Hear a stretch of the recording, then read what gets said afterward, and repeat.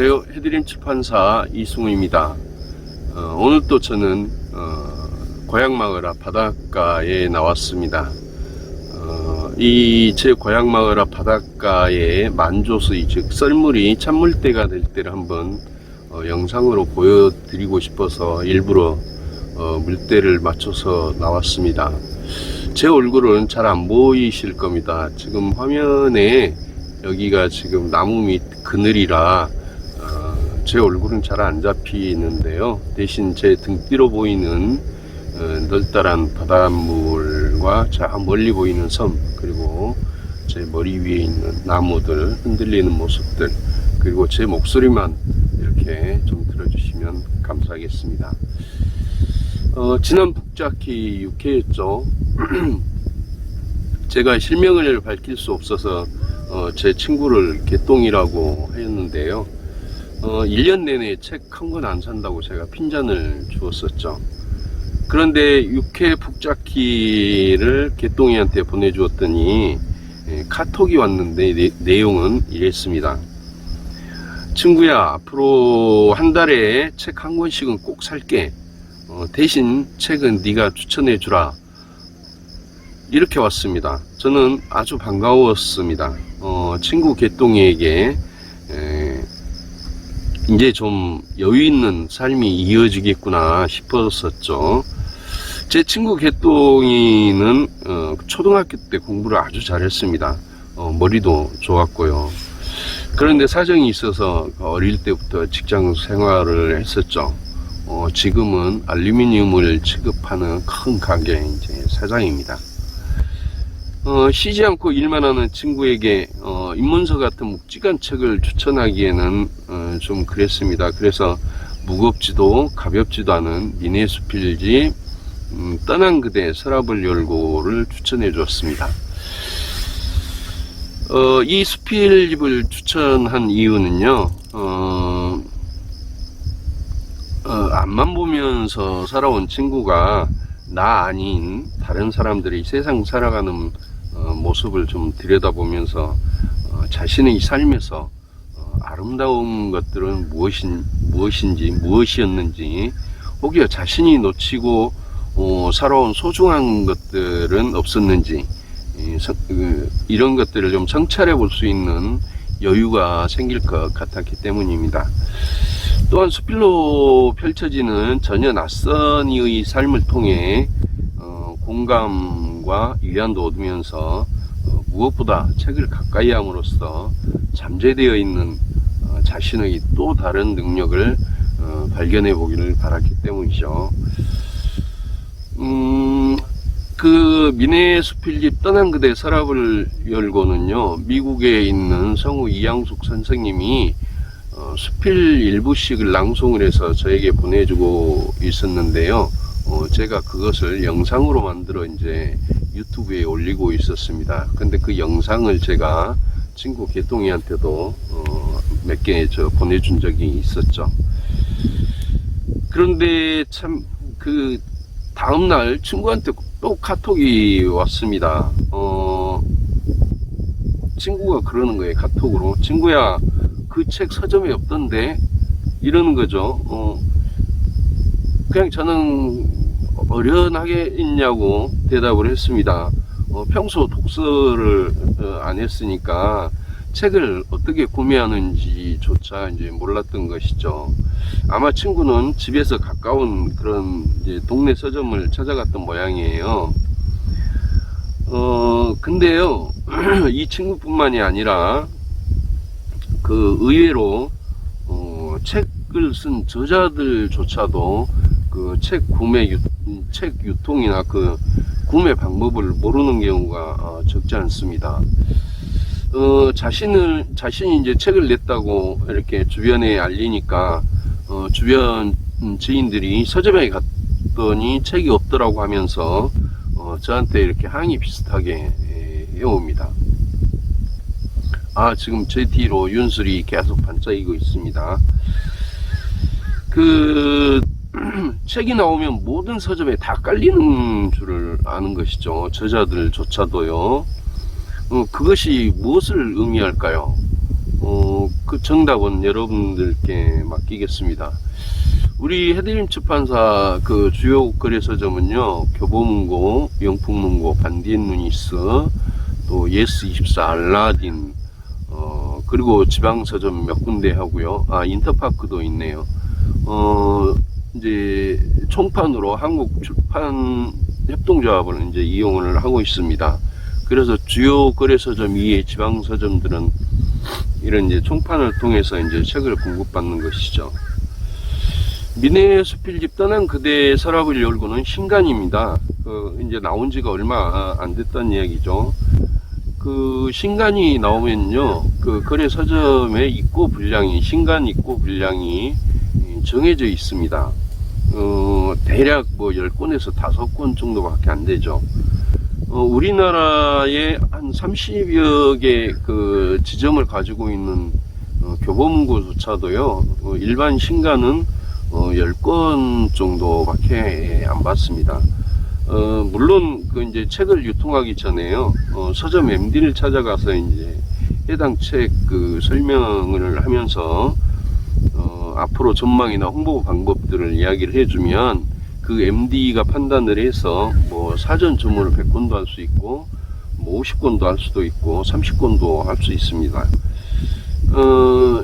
하지만 매번 책이 나올 때마다 그 서점 MD들을 찾아갈 수는 없는 것이죠. 또 책을 아무 책이나 그렇게 받는 게 아니고 선정을 하는 것이니까요.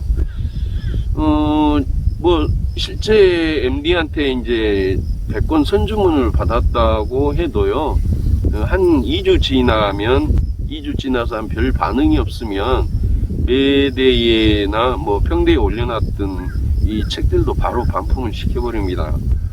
왜냐하면 서점도 영리를 목적으로 하는 그 기업이기 때문에 아무래도 이제 현재 잘 팔리고 있는 책들을 이렇게 쌓아놓고 파는 건 당연한 일이니까요.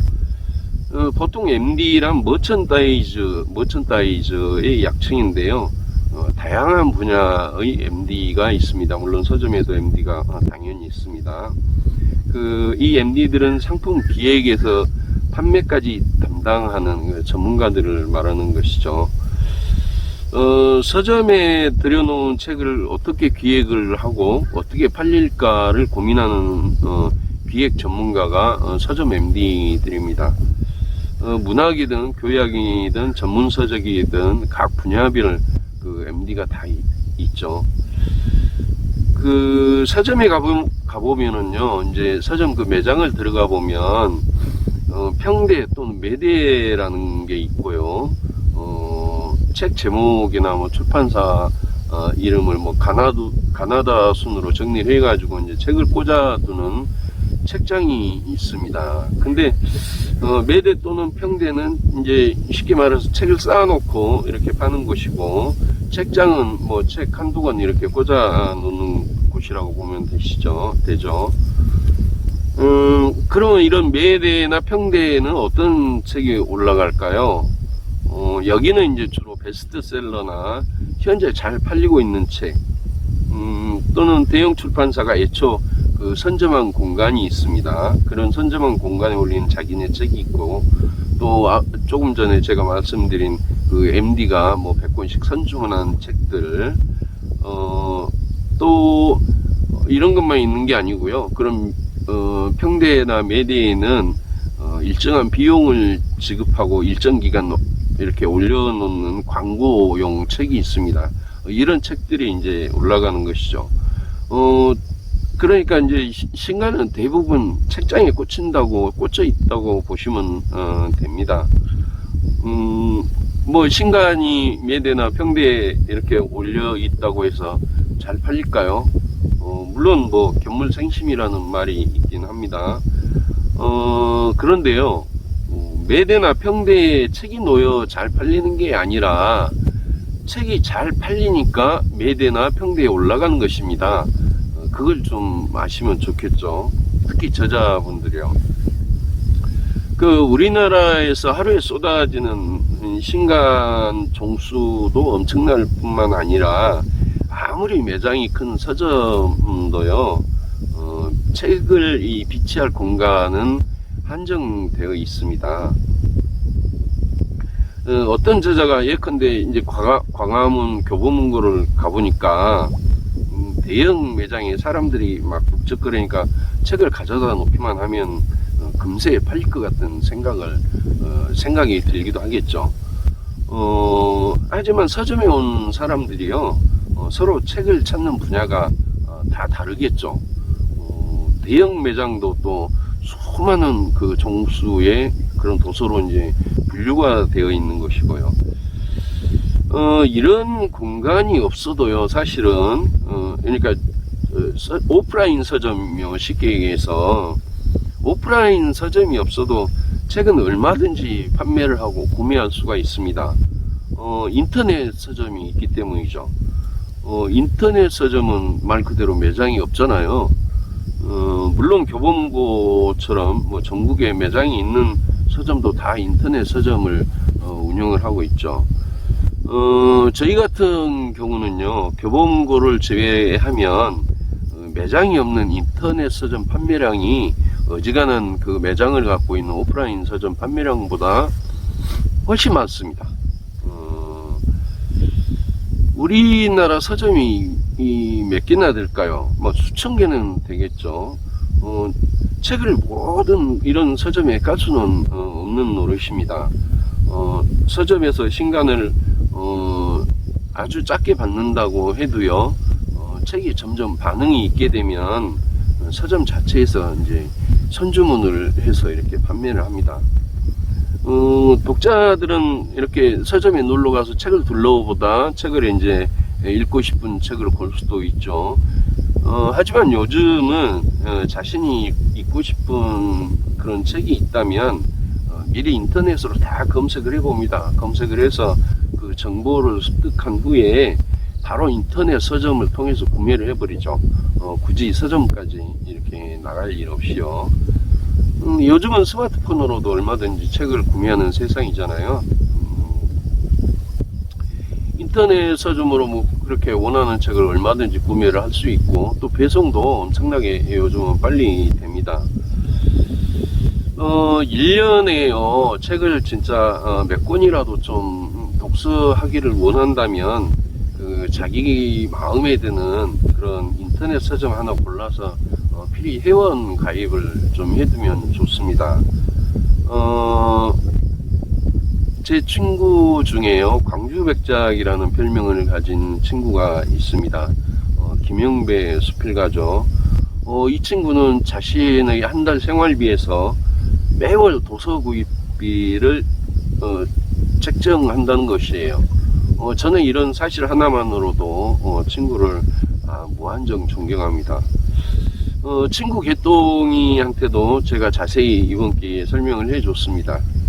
모르긴 해도 제 친구 개똥이가 인터넷으로 주문하는 첫 책이 아마 민해수필집 떠난 그대 서랍을 열고가 되겠죠.